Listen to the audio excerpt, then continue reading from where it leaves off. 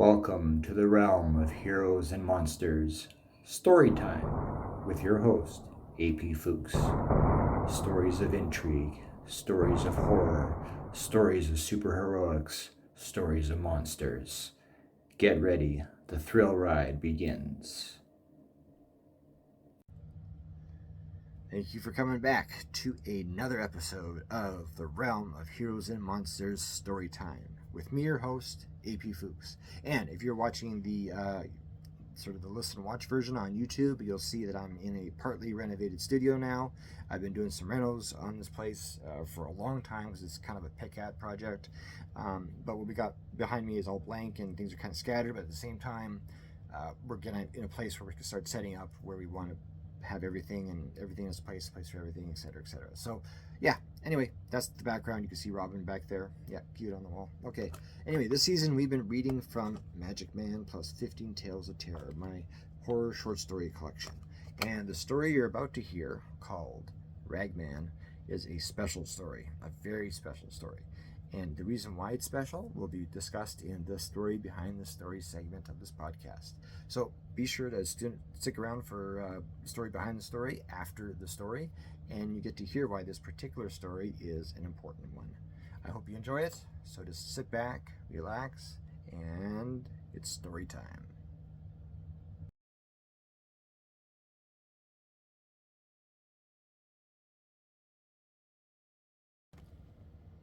Ragman.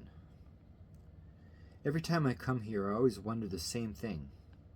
What does it take to have your work hung in an art gallery? If you take the time to think about the amount of actual physical effort that was put into some of the work that decorates its walls, you come to realize that talent or skill has nothing to do with it. When I look at some of the paintings, I try to imagine what the artist was trying to do while creating it. Were they painting with precision and care against a very expensive piece of canvas? Or were they sitting upon it, splashing about in childlike joy, seeing what happens when you combine red with blue? I've been walking through an area dedicated to more abstract paintings, but most of the pieces were just a bunch of spritz and sprays of various colors on a solid tone background. Disgusting. Being an artist myself, I think it's rather shameful these untalented, crappy painters can sell their work, and the more prestigious and skillful artist gets completely overlooked. I'll never understand it. That's not why I come here. I come here to look at the paintings that deserve credit. I come to get lost in the pictures and escape reality for an hour or two every week. I allow my creative and somewhat over-imaginative imagination take control of me and throw me into the circumstances it sees fit. Adventure, horror, erotica, mystery, it doesn't matter. I just like getting away from the pressures of everyday life, and on my low income, this is the only vacation I can afford. Yep, that's me, Peter Fox, starving artist. I still live with my parents, even though I am 23 years old. I don't have a career or anything like that. My main area of expertise is wandering aimlessly from job to job and keeping a long yet diverse resume. Right now I've been dabbling in writing and hoping to someday sell a short story or two to a science fiction or horror magazine. Maybe a publishing house like Tongue and Castle, if they are interested. Maybe. Even though my body and mind ached for a classic adventure staring at myself and a couple of women with large chests, well, where I played the hero and they became the damsels in distress, I had to hold myself back because today I was keeping a different agenda. I came here to find an image that could inspire something to write about. So far, all the pictures sucked, even though I've seen those same images 1,000 times before. On a nearby bench were elderly tourists, and they came to sit and discuss the latest sore bones in their body or their most recent gut-wrenching bowel movement. And I sat down and felt the life drain out of my legs. It felt so good after being on my feet all day. I sat there staring blankly into space at a picture of a mother cradling her newborn child. My mindless gaze was interrupted by a warm wind blowing in my ear. I turned swiftly to see if anyone I knew was next to me, but I found nothing, only the vacant seat beside me. It was probably my hyperactive imagination, so I simply resumed my stare. The mother in the stained glass painting looked on her child with care, her eyes expressing she knew she was holding somebody precious. All mothers felt that way about their kid, but this one knew her child was different from all the rest and, very bluntly, better than all of them as well. My eyes were about to shift to the cradled infant when that warm air caressed my ear again. This time it was a lot warmer, almost hot. I took another look around and, like before, found nothing. I got up slightly spooked and continued walking past the paintings and stopped at a nearby sculpture encased in glass. Many have seen this image before, but everybody looks at it differently. It was a small statue of Christ on the cross, hanging by his wrists and welcoming death with open arms. For the past number of months, I have been debating my faith. Is God real? Where is he then? Why haven't I been touched like the tens of millions who have? These were questions that ran through my mind constantly and, as of late, I've been receiving some answers. Sort of. Now I'm able to feel a presence, something slightly tangible, something that wasn't there before. It wasn't there all the time, but more often than not I felt as if someone was standing next to me. They stood next to me now as I looked at the cross. My heart almost wept as I looked upon the sculpted face of Christ, his eyes crying out, "I love you," when that warm air that touched me moments ago gripped me again. Not just my ear this time, but on my face and hands as well. I let out a yelp loud enough to create an echo in the large room. This soft blowing wind burned my skin and grew more and more intense. I looked around, hoping it was just the heat vents in the building blowing on me as if it was personal, but found none. I took a few steps back and the burning persisted. This could only mean one of two things. Either I was getting violently ill, or that I was just going crazy. Just when I thought I could bear it no more, the heat let up and my face and hands cooled. Taking a deep, soothing breath, I walked briskly toward the exit. My inspirational patient can wait. It was time to go home to bed, so if indeed I was coming down with something, I could get to sleep it off. Involuntarily, my fast walking turned into a slow jog. Something was behind me. I debated whether I should glance back or not, but stuck with the latter, knowing that if someone was following me, looking back at them might make matters worse. Turning to my right, I left the exhibit devoted to religious art and entered a vast and almost maze-like room with environmental-inspired paintings hanging on every wall. Even though I've been through here many times before, I always find myself getting lost. Probably the same way my parents got lost when they visit their child's high school for a play. A knot formed on my left side, and the signs I was a heavy smoker became evident. My jog turned into a walk, then I stopped briefly for another satisfying gulp of air. Shortly after, an announcement came over the intercom saying the gallery would be closing in 5 minutes and we should all conclude our viewing. The lights began to dim, and I could already hear people starting to leave. I looked around. The paintings that hung over 1 story high appeared to be taking on a new life. The images that were supposed to express life's beauty suddenly became dead and grim. Even the mood of the paintings began to grow darker, like that one of the farmer baling hay. It looked more like he was packing dismembered arms and legs instead. Still walking, I heard a small clicking sound from underneath me, and the next thing I knew, my feet were tangled and I fell head first into the tiled floor. A hard thud echoed inside my skull, and a pain formed above my eyes. Pulling myself a few inches from the floor, I paused briefly in disbelief, then positioned myself so I was sitting up, my butt cheeks feeling the cold floor beneath me. Somehow my shoelace became untied, and it tried to kill me. At least, my imagination thought it did. I ran my hands through my hair, expecting to find a lump or a pool of moisture or a soft spot where the top of my head had been opened, but found nothing. Frustrated, I got up and walked slowly in the direction of the exit. I could see it now, walking through the front door at home, and my mom asking me why I looked so stoned. Gee, Mom, a cold ceramic tile kissed me. It was so passionate it almost knocked me out. Yeah, right. I had forgotten about the notion that someone had been following me until a shadow that was not my own appeared near my feet. I quickly turned around, ready to give anyone that was behind me a hard punch, but again, found nothing. The throbbing in my head intensified as my heart fiercely pumped away. In fact, it was beating so hard it hurt with a dull, throbbing ache. Panic. And when I tried to speak to self-soothe, my mouth produced nothing, causing me to choke on what felt like a vice around my neck. Anxiety swept over my body and the world turned into a dream. The only solid recollection I had was that I had to get out of the building. I walked down the hall as if I was drunk, trying so hard to keep a grip on reality. Everything I was ceased to exist, and now I was just a staggering man trying to keep his eyes open, straining to remember which way was out. Fear had become second nature to me, made my clothes stick to my body. I turned left at the next T-junction, certain it would take me downstairs and then outside. 2 to 3 minutes and I would be out. Thank God. Moisture now saturated my black, matted hair, and a salty taste met my lips as sweat formed its way around my mouth. I loosened the top button on my plaid shirt, hoping to release some heat and cool down. As if that was a cue to my stalker, that strange, intense heat plowed into me and had drained me of life.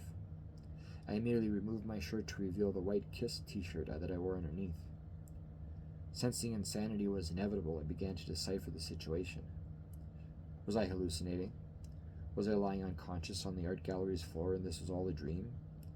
I didn't know, and to a large degree I didn't care. I just wanted to leave. Footsteps formed behind me, and a heavy breathing filled the room. It was not my own. I panicked and screamed, completely frustrated at not being able to see the cause of the breathing and not knowing which way it was up. I jumped around to face my enemy, ready to rip their heart out if they were the ones who were causing me all this pain. But there, standing in front of me, was a tall, thin man with dusty, tattered rags for clothes. His face was partially concealed by the floppy hat he wore, but the lines of age that graced his face distorted his image entirely. He had no eyes, just black holes that felt as though they were looking right through me. I waited for him to make a move, but instead this rag man just stood there staring into my soul. After what seemed like an eternity, he raised his bony fingers and signaling for me to come closer. If I followed his instructions, I would be a complete fool and probably not live to see tomorrow. I had to be dreaming. This had to be a nightmare of my overly imaginative mind trying to freak me out. Yet, regardless of all my thoughts that raced through my head, I knew this was real. My mouth was dry, and my throat felt like cotton, and as much as I wanted to run away, I was incredibly drawn to the ragman. Struggling to put life into my legs, I forced myself away from him and ran in the other direction. Footsteps began to follow, and the heat intensified. I was burning. My skin began to boil. Making my way down the stairs rather quickly, I thought I saw someone in the corner of my eye. When I looked more closely, I saw it was only the security guard sitting at the front desk. I was relieved I wasn't anybody else. I looked back at him again, and my bones jumped right out from under my skin. The ragman had taken his place. He grinned at me from under his big floppy hat, and his eyeless glare sent a shudder of fear throughout my entire body. My jog became a full sprint as I ran towards the exit. Finally, the door to the outside world was only a few paces away, and with satisfaction I knew I would finally be rid of the ragman forever. I slowed down so I wouldn't crash through the glass-laced door, then gripped its handle and gave a good solid push. I was free. Upon my entry into what was supposed to be the front steps leading up to the building, I found myself back outside the religious exhibit inside the art gallery where I originally fell and banged my head. Before, when I was here, I was the only one, but now there were a handful of people milling about, with a few of them gathered around together in a circle. I came over to see what was going on. They were gathered around someone lying on the floor. I stepped in further to take a closer look, and through my hazy gaze I saw that it was me, blood pooling around my head. Shock shook me through and through. A hand gripped my shoulder and turned me around. It was the ragman. "Welcome home," he said.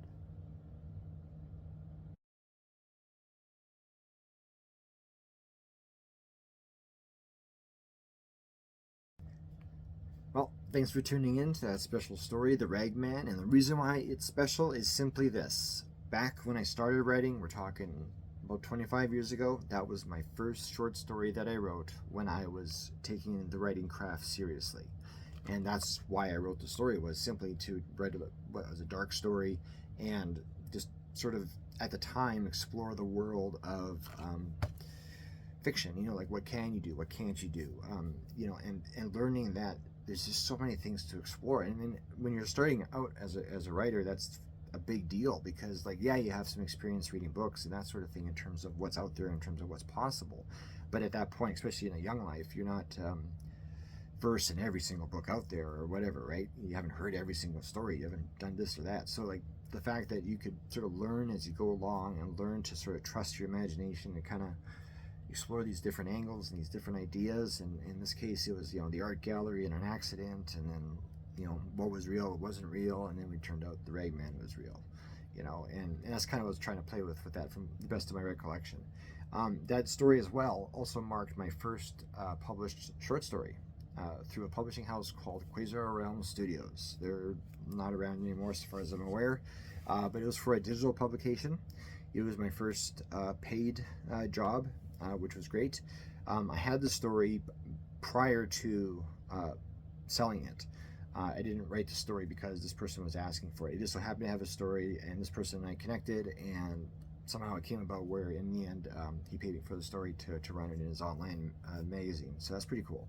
And again, this is back in the infancy of online magazines as well. So doing to sell it to sort of that kind of venue at the time was not looked upon as, I would say, a good sale. Because back then a good sale was to a major magazine or to a major anthology publication or something like that, right?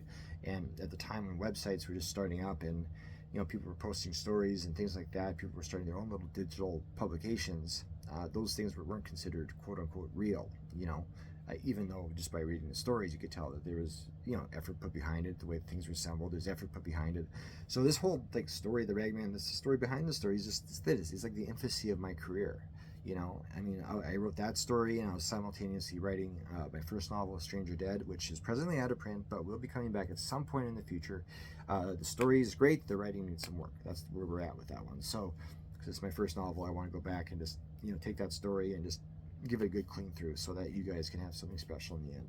But anyway, yeah, back to Ragman. So, yeah, I just wanted to create a creepy character, little creepy circumstance, and that's basically the story behind the story. But I think in the end, again, to include it in this book, Magic Man plus 15 Tales of Terror, it just, for me, was an honor in the sense of showing the reader, this is everything I have, man. This is what I got. This is me being honest, and this is me from my early stories in my career. This is me from later stories in my career, and I've always said that writing is about honesty, and part of it goes with just sharing yourself with the reader. As simple as that. Just saying, here's my stuff, what do you think?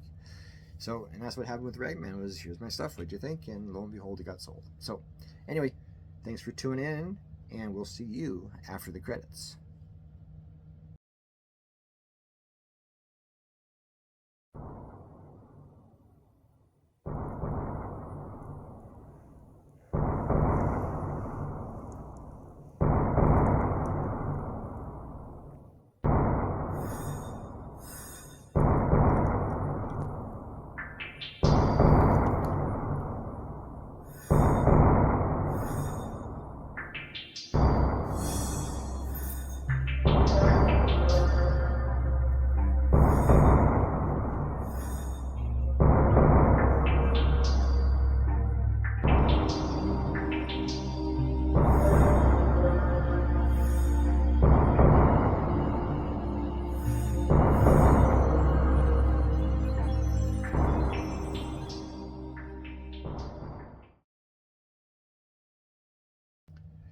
And thanks for sticking around till after the credits. This one, I'm going to be honest, guys, it's a promo thing. These podcasts I've been reading this season from Magic Man plus 15 Tales of Terror, and season 1 was half of Flash Attack.